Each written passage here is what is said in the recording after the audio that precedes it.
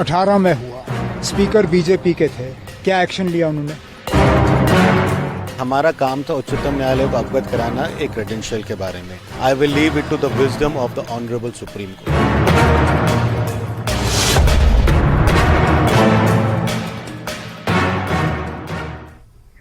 नमस्कार, स्वागत है आपका। आप देख रहे हैं जेकेएलएच प्राइम टाइम। मैं हूं आपके साथ सना वारिस। एक अहम सवाल के साथ एक बार फिर से हाजिर हैं। आर्टिकल 370 को निरस्त करने के फैसले को सुप्रीम कोर्ट में चुनौती देने वाली याचिकाओं पर, अर्जियों पर सुनवाई हो रही है। कोर्ट पहुंचे याचिकाकर्ताओं में से एक नाम मोहम्मद अकबर लोन का भी है। उनके साथ पाकिस्तान का एंगल सामने आने से सुनवाई में दिलचस्प मोड़ आ गया है। दरअसल नेशनल कॉन्फ्रेंस के नेता लोन की साख पर कश्मीरी पंडितों को एक समूह ने गंभीर सवाल खड़ा किया है। कश्मीरी संगठन ने सुप्रीम कोर्ट को बताया है कि 2018 में लोन ने जम्मू कश्मीर विधानसभा में यानी असेंबली के भीतर पाकिस्तान जिंदाबाद के नारे लगाए थे और ऐसा करते हुए अलगाववादी ताकतों का उन्होंने समर्थन किया था। इस एनजीओ का नाम है रूट्स इन कश्मीर। इसके प्रवक्ता हमारे साथ अक्सर होते हैं। अमित रैना ने सुप्रीम कोर्ट में हलफनामा दाखिल करते हुए अपनी बात रखी है, जिस पर मुल्क की सबसे बड़ी अदालत सुप्रीम कोर्ट ने मोहम्मद अकबर लोन को हलफनामा दाखिल कर संविधान को कानून पर पुख्ता यकीन रखने का सबूत देने को कहा है। इस एंगल पर जारी वार पलटवार के दौरान नेशनल कॉन्फ्रेंस ने इस मुद्दे को उठाने के वक्त पर सवाल खड़े किए हैं। आज इसी मुद्दे पर जानेंगे खास मेहमानों से उनका रुख। 18 में हुआ। स्पीकर बीजेपी के थे, क्या एक्शन लिया उन्होंने? हमारा काम था उच्चतम न्यायालय को अवगत कराना एक क्रेडेंशियल के बारे में। I will leave it to the wisdom of the honourable Supreme court.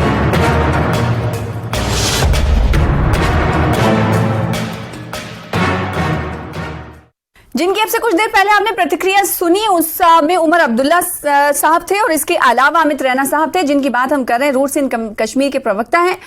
इन्होंने एक याचिका दाखिल की है और इस बात को हलफनामा दाखिल किया, माफ कीजिएगा, और इस हलफनामे के जरिए ये बात आया करने की कोशिश की है सुप्रीम कोर्ट के सामने कि 2018 का वक्त था जब नेशनल कॉन्फ्रेंस के उस वक्त के एमएलए रहे मोहम्मद अकबर लोन ने भीतर यानी असेंबली के भीतर नारा लगाया था, जिसके बाद अब उन्होंने इस मामले को सुप्रीम कोर्ट के सामने रखा है। सुप्रीम कोर्ट ने क्या कहा है कि आप हलफनामा दाखिल करिए और बताइए कि आप यहाँ की आईन और कानून पर पुख्ता यकीन रखते हैं या नहीं, जिसके लिए कल का वक्त मुकर्रर किया गया है। कई खास मेहमान इसी मुद्दे पर जुड़ेंगे क्योंकि इस पर वार पलटवार का सिलसिला भी शुरू हो चुका है। एनसी का सीधे तौर पर यह कहना है कि मामला 2018 का था, स्पीकर बीजेपी के थे, उस वक्त क्यों एक्शन नहीं लिया गया।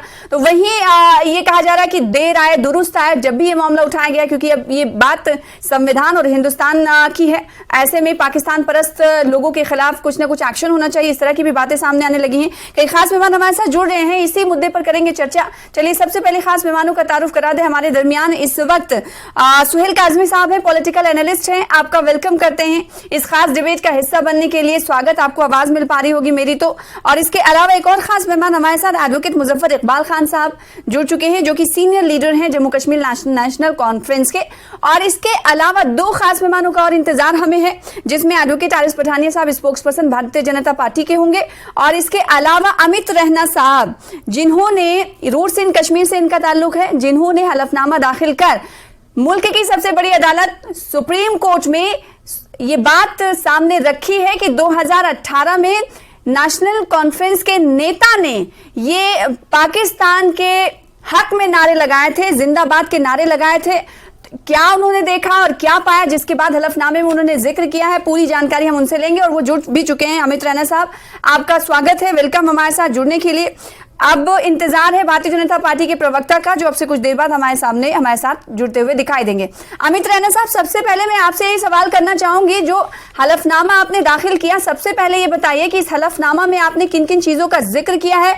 मोहम्मद अकबर लोन के खिलाफ कहीं ना कहीं कहा जाए हलफनामा है। उन्होंने 2018 में आपने हलफनामा में कहा है कि उन्होंने 2018 में विधानसभा के फ्लोर पर पाकिस्तान जिंदाबाद के नारे लगाए थे। इसमें क्या कुछ हलफनामे में जिक्र है, ये बताइएगा।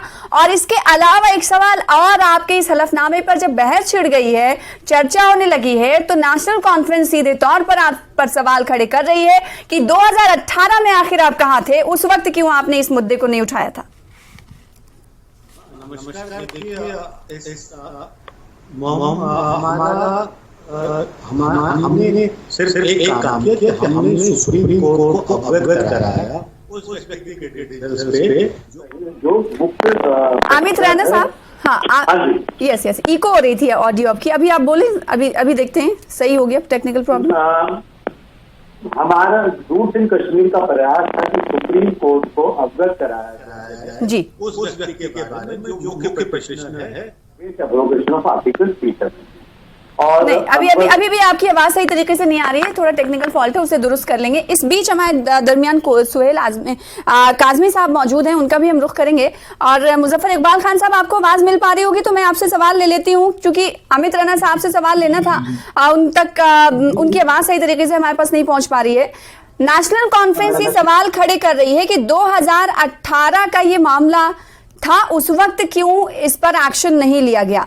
लेकिन दूसरे समूहों की तरफ से ये बात की जाने लगी है कि देर आए दुरुस्त है। जब भी अगर भारत के संविधान और कानून पर यकीन ना रखने वालों के खिलाफ जब भी इंसान जागता है तो उसमें कोई दो राय नहीं है, कभी भी इस बात को सवाल इस पर खड़े किए जा सकते हैं।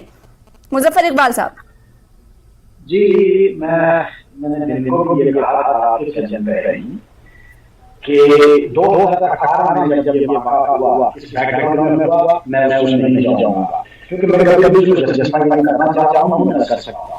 लेकिन तो उस वक्त स्पीकर बीजेपी के ये माफी चाहते हैं मुजफ्फर इकबाल खान साहब, आपकी ऑडियो में भी दिक्कत है, परेशानी है, आपकी ऑडियो भी सही तरीके से नहीं आ पा रही। सुहेल काजमी साहब, आपसे मैं इस सवाल को ले लेती हूँ, चूंकि देखिए जिन्होंने सवाल उठाए वो भी हमारे साथ हैं और जो जवाब दे रहे हैं, जो वक्त पर सवाल उठा रहे हैं वो भी हमारे साथ हैं। उन दोनों से प्रतिक्रिया लेनी बहुत जरूरी हो जाती है। लेकिन एक पॉलिटिकल एनालिस्ट इस पूरे घटनाक्रम को, क्योंकि आर्टिकल 370 की वैधता पर इस वक्त सुनवाई हो रही है सुप्रीम कोर्ट में, और इस तरह का ये मामला है, ये पाकिस्तान का एंगल आ जाना एक नया रुख की तरफ इशारे करता है। इसको कैसे आप देख रहे हैं? क्या लगता है कि जानबूझकर ये मुद्दा, जैसे कि विपक्षी दलों की तरफ से उठाया जा रहा है, एनसी खुद ये कह रही कि 2018 का ये मामला है, उस वक्त क्यों एक्शन नहीं लिया गया? एक पॉलिटिकल एनालिस्ट इस पूरे घटनाक्रम पर क्या राय रखता है?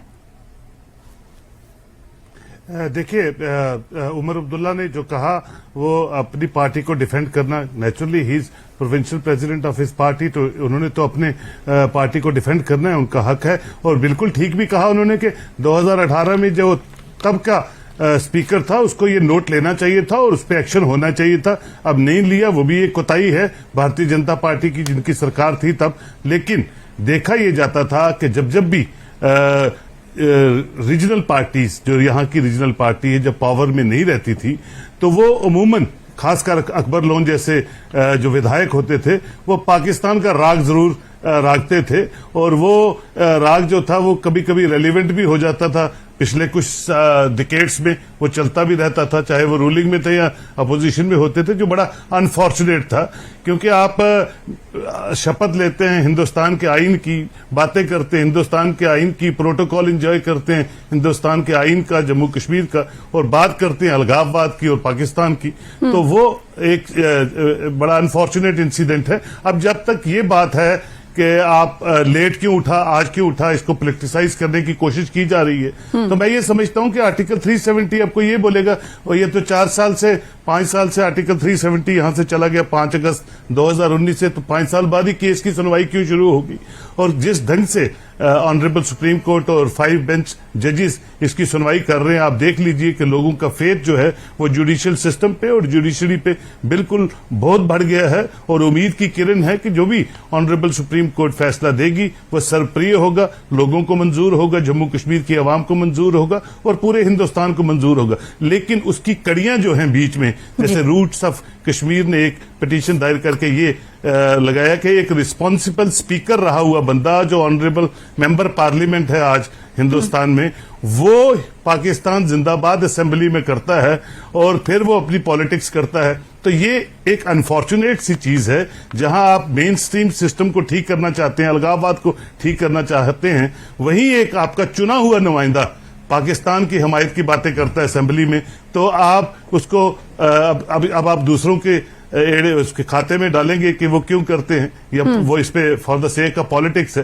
तो इस पे कोई ना कोई मैं समझता हूं एक्शन होना चाहिए, और ऐसे नेताओं को they should be booked under certain strict laws, और होना तो तभी चाहिए था, लेकिन अभी भी हो जाए तो कोई बुरी बात नहीं है। ठीक है, तो इस पर एक्शन लेने की बात आप कह रहे हैं कि इस तरह का अगर कोई नेता, अगर कोई विधायक रहा हो या फिर मौजूदा में एमपी रहा हो, और अगर इस तरह की माइंडसेट के साथ वो इस देश में रह रहा है, तो उसके खिलाफ एक्शन लेने की जरूरत पर आप जोर दे रहे हैं। इस बीच प्रवक्ता भारतीय जनता पार्टी एडवोकेट आयस पठानिया साहब हमारे साथ जुड़ चुके हैं, स्वागत है आपका।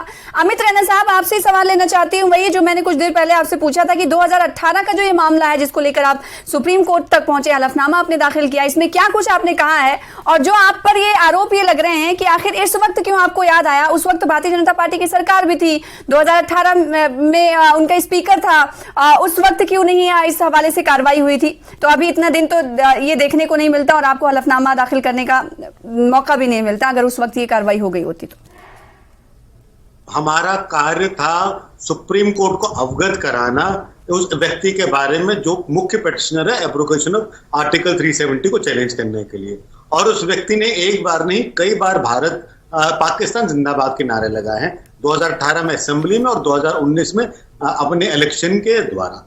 तो हमारी रिस्पॉन्सिबिलिटी थी कि हम उसके क्रेडेंशियल सुप्रीम कोर्ट के सामने प्रेजेंट करें, और हमने सिर्फ वही प्रयास किया, और हमने फैक्ट्स के साथ, असेंबली की प्रोसीडिंग्स के साथ, 2019 के रैलीज की वीडियोस के साथ और न्यूज क्लिपिंग के साथ हमने उसको प्रेजेंट किया, और उसका संज्ञान सुप्रीम कोर्ट ने लिया।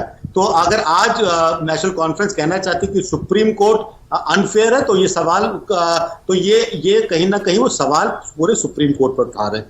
2018 में क्यों नहीं एक्शन लिया गया, इसका जवाब मैं नहीं दे सकता हूं, इसका जवाब या तो श्री कविंदर जी दे सकते हैं या भारतीय जनता पार्टी का कोई प्रवक्ता दे सकता है। सुप्रीम कोर्ट की हेयरिंग सिर्फ कुछ 15 दिन पहले ही शुरू हुई है 370 को लेकर, तो उससे पहले मैं सुप्रीम कोर्ट में जा नहीं सकता था। जब अकबर लोन सुप्रीम कोर्ट में याचिकाकर्ता बने, और उसके बाद ही मैं उनका तथ्य सुप्रीम कोर्ट के सामने रख सकता हूं। तो टाइमिंग तो इसीलिए है क्योंकि 370 की हेयरिंग ही अभी शुरू हुई है, तो 2018 में तो मैं सुप्रीम कोर्ट नहीं जा सकता था। 2018 में कार्यवाही क्यों नहीं, इसका जवाब भारतीय जनता पार्टी और सभी के स्पीकर दे सकते हैं। और हमारा दायित्व था कि दिखाना कि कैसे जम्मू कश्मीर के लोगों को, देखिए इसमें एक सबसे महत्वपूर्ण कड़ी जो इसको समझना मैं बताना चाहता हूं कि सबसे ज्यादा आवाज 370 के खारिज होने की अगर किसी ने उठाई, सबसे ज्यादा पूरे विश्व में जो गया रोते हुए कि 370 हटा दिएगा, 370 हटा दिएगा, वो था देश पाकिस्तान।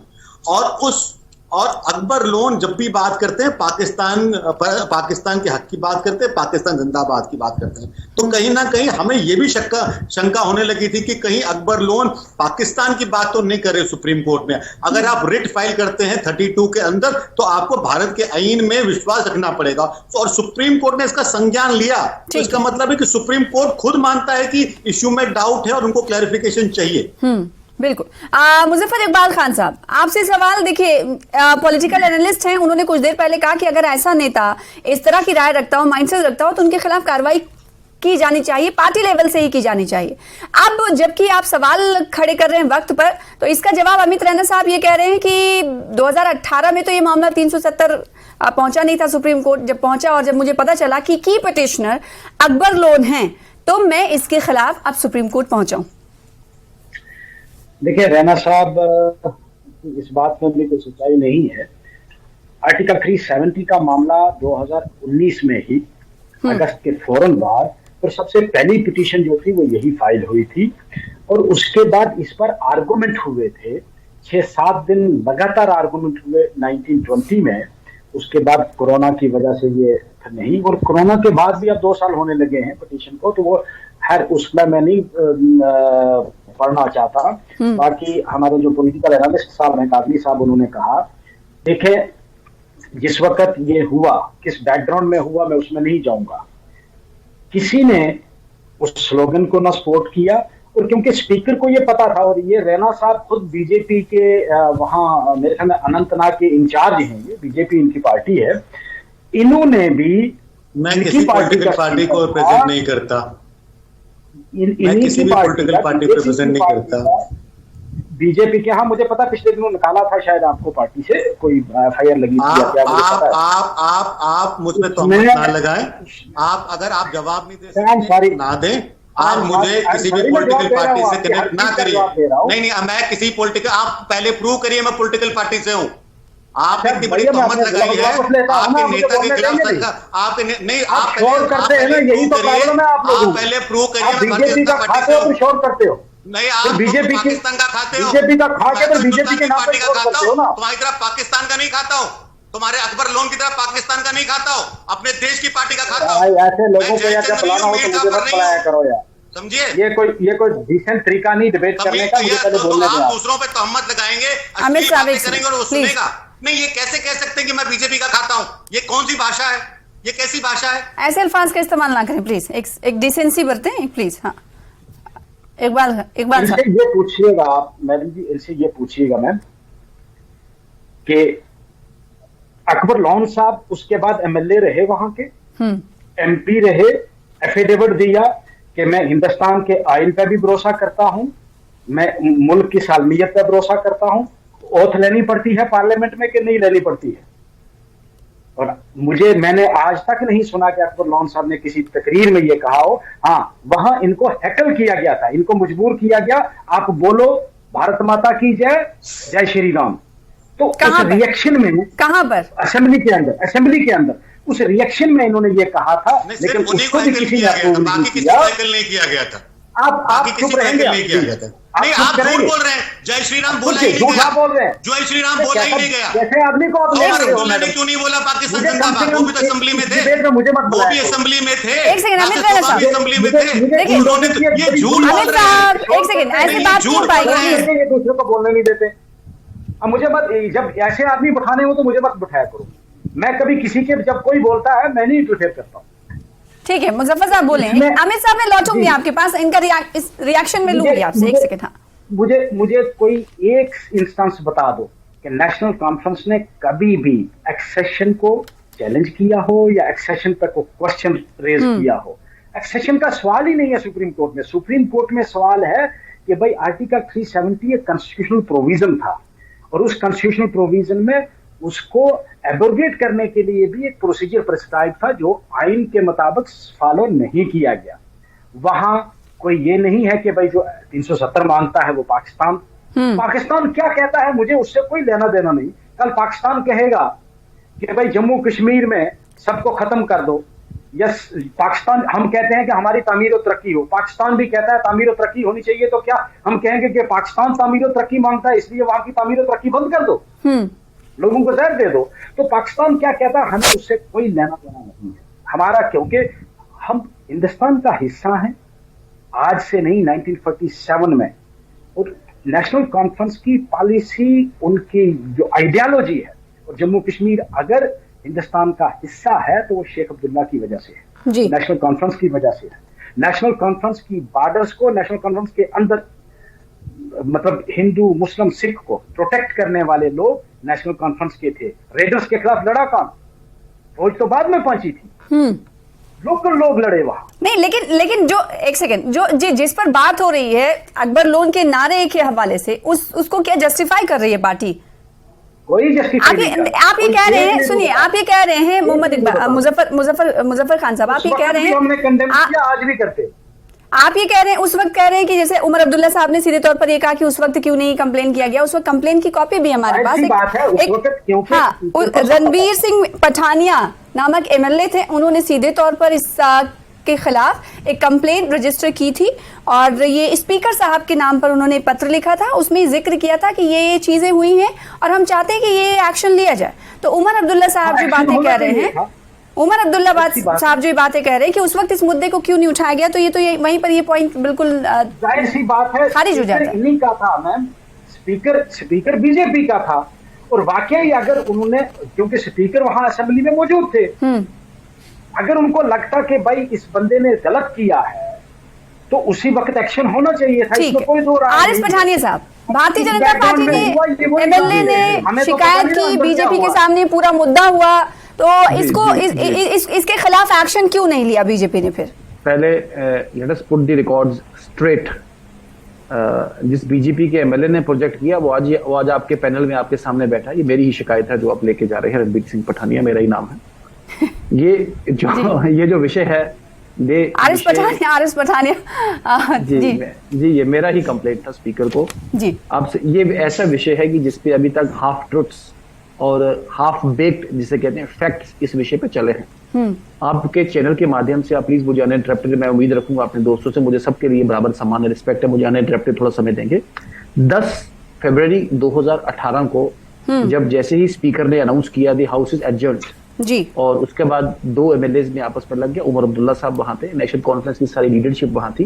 तो टेक्निकली है तो वो फ्लोर ऑफ द असेंबली था, but assembly had already been adjourned. I was myself जिसे कहते हैं member of that legislative assembly. तो अकबर लोन साहब ने उस वक्त पाकिस्तान जिंदाबाद के नारे 1 नहीं 5 बार उन्होंने वहां पे करवाया और साइंड एप्लीकेशन उसके बाद 12 फरवरी। अनलकीली उसके बाद विधानसभा बैठ नहीं पाई और 2018 में फिर वो सस्पेंड हो गई और उसके बाद अल्टीमेटली वो डिसॉल्व हो गया, नवंबर 2018 में डिसॉल्व हो गया। There after that incident assembly बैठ नहीं पाया, लेकिन specifically on the same day मेरा ही साइंड आपको एप्लीकेशन मिलेगा। We formally took it up with the speaker साहब कि इनका ही has no right to be a member of the legislative assembly. दो असेंबली उसके बाद बैठी नहीं, लेकिन आज भी if he is dismembered, if he is disqualified as member of the house, he is further disqualified as a member of the parliament also। तो मुझे लगता है all that benefits जो उन्हें accrue करते हैं being a former minister, being a former speaker, being a sitting Lok Sabha member, उन सब से इनको छीना जाना चाहिए। मैंने साफ और स्पष्ट rule 247 assembly rules of procedure को इन्वोक किया और उस असेंबली रूल्स ऑफ प्रोसीजर में अनलकी उसके बाद असेंबली बैठ नहीं पाया। ठीक है, 10 जिससे कहते हैं सुहेल काज़मी साहब, जैसे कि भारतीय जनता पार्टी ये कह रही है कि उस वक्त उन्होंने शिकायत की और शिकायत करने के बाद असेंबली दोबारा बैठ नहीं पाई, वो अनलकी सिचुएशन उसको मान रहे हैं। क्या ऐसा हुआ है कि कभी किसी की तरफ से भारत विरोधी नारे लगाए गए हों और ये इतना बड़ा मैटर है और उस पर असेंबली का ना बैठना ये वक्त पर ही डिपेंड करता है? जाहिर से हम कह सकते हैं, क्या ऐसा कभी देखा गया है माजी में, पूर्व में, कि इस तरह के केसेस में असेंबली, क्योंकि हम कई बार जानते हैं कि स्पेशल सेशंस भी बुलाए जाते हैं, तो क्या इस मामले में भी स्पेशल सेशंस बुलाए जा सकते थे? देखिए, जम्मू कश्मीर के हिस्टोरिकल पॉलिटिकल बैकग्राउंड को अगर आप देखें तो पहली बार भारतीय जनता पार्टी जीत के 25 एमएलए लेके कोलिशन सरकार में बैठी थी। तो पहली बार था एक्सपीरियंस, पहली बार वो ले रहे थे।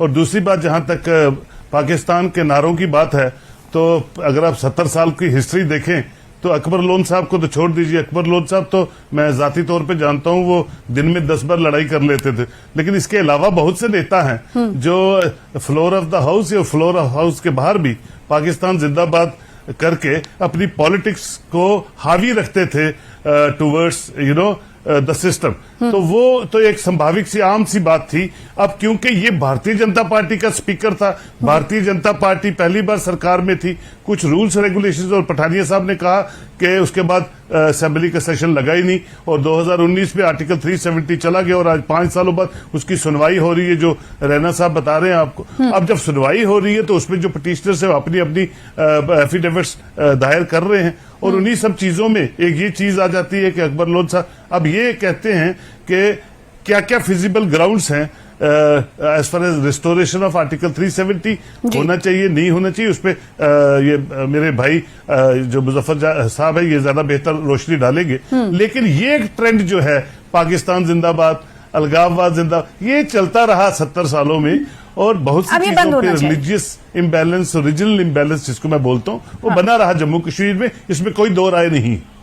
ठीक है, और ये भी खबरें आती रही हैं बीच में कि मुजफ्फर इकबाल खान साहब की उस वक्त मोहम्मद अकबर लोन साहब, मैं आपसे ये जानना चाहती हूँ कि उन्होंने माफी मांगने से भी इस पूरे वाकये पर इनकार कर दिया था।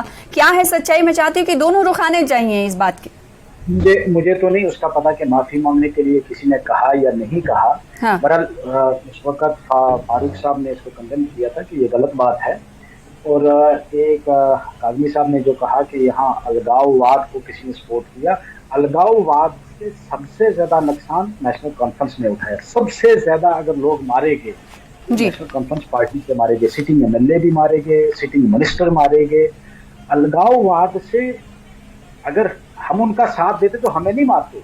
हमें सबसे ज्यादा जो नुकसान हुआ वो नेशनल, किसी भी पार्टी, जितनी भी वहां पार्टीज हैं, कुर्बानी अगर दी है तो वो नेशनल कॉन्फ्रेंस ने दी है। मतलब सिटिंग मिनिस्टर तक जो थे उड़ा दिए गए नेशनल कॉन्फ्रेंस के। कभी भी नेशनल कॉन्फ्रेंस की तंजीम में से किसी शख्स ने भी कभी ना तो सेपरेटिस्ट आइडियोलॉजी ना ही टेररिज्म को सपोर्ट किया। ठीक है, अमित रैना साहब, अलगाववादी ताकतों से सबसे ज्यादा जो सफर हुई वो नेशनल कॉन्फ्रेंस हुई, ये कह रहे मुजफ्फर इकबाल खान साहब। उनका सीधे तौर पर ये कहना है कि अब इस पर वो क्या भारतीयता या फिर उसके आईन और संविधान पे पुख्ता यकीन रखने का क्या वो यकीन दिलाएं, इससे बेहतर और क्या अब एग्जाम्पल मिल सकता है? देखिए, तो वो मुझे किसी के सर्टिफिकेट की जरूरत नहीं है। ठीक है, वो कोई, मैं अगर आई एम बाय हार्ट, वो कोई कहने की जरूरत है मुझे किसी की जरूरत नहीं है सर्टिफिकेट। ठीक है, एक second, don't seek any certificate from Muzaffar साहब एक सेकंड प्लीज। हाँ, ये ठीक है, आपको सर्टिफिकेट देने की जरूरत नहीं है, प्लीज एक सेकंड जवाब ले लीजिए। वो तो सुप्रीम कोर्ट कल देगा सर्टिफिकेट। देखिए, जहां तक बात है, ये इनका कहना कि हमने कभी अलगाववाद को पसंद नहीं किया है, हमने कभी अलग होने की बात नहीं करी है, तो ये शायद इतिहास भूल जाते हैं। 1953 में शेख अब्दुल्ला को 14 साल के लिए जेल डाला गया और एक प्लेबिसाइट फंड करके मुजफ्फर बेग साहब ने एक पार्टी बनाई शेख अब्दुल्ला के आशीर्वाद से, जो कश्मीर के आजादी की बात करती थी। 13/7/1980 में शेख अब्दुल्ला का बयान है, रिकॉर्डेड बयान है, नेशनल कॉन्फ्रेंस की किताब में लिखा हुआ है कि हमें पाकिस्तान से और हिंदुस्तान की गुलामी अब नहीं करनी है। उसके बाद 2001 में असेंबली में, जम्मू कश्मीर के असेंबली में नेशनल कॉन्फ्रेंस ऑटोनॉमी रेजोल्यूशन लेके आता है, जो तकरीबन आजादी की बात करता है। और मैं फिर कह रहा हूं कि अकबर, और देखिए कैसे झूठ बोलते हैं ये, अकबर लोन ने 23 मार्च 2019 को कुपवारा में 2 चीजें कही।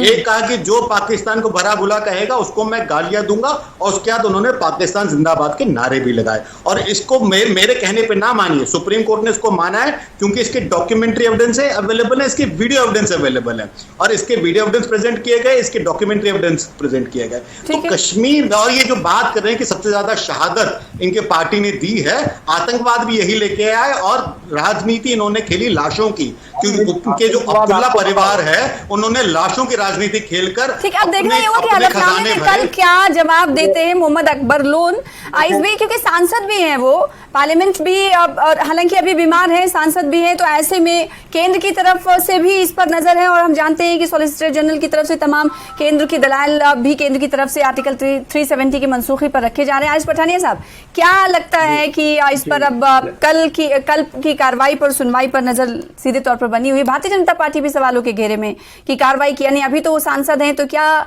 केंद्र की तरफ से इस पर कुछ एक्शन लिया जा सकता है आने वाले दिनों में? ये लोगों के जहन में सवाल उठ रहे हैं।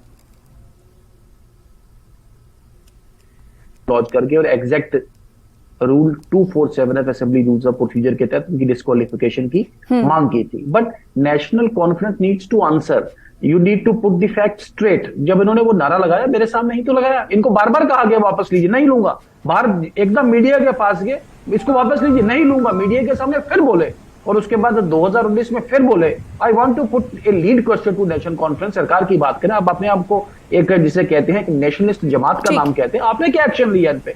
आपने इनको टिकट कैसे दिया? आपने इनके लिए वोट कैसे मांगे?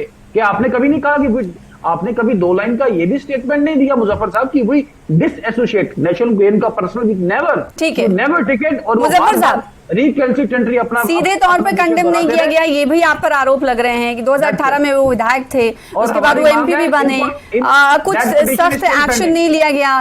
अब इसे माना जा रहा है कि इसे जस्टिफाई कर रही है एनसी या डिफेंड कर रही है। इनकी जो डिस्क्वालिफिकेशन की पिटीशन है that is still pending. Muzaffar साहब जल्दी से आपका जवाब प्लीज। देखें, डिस्क्वालिफिकेशन की सर अगर पेंडिंग है, हाँ, तो अगर असेंबली नहीं भी आई, स्पीकर का ऑफिस परमानेंट रहता है। वो यही तो सवाल मैंने पहले किया था जी। भी नहीं होता।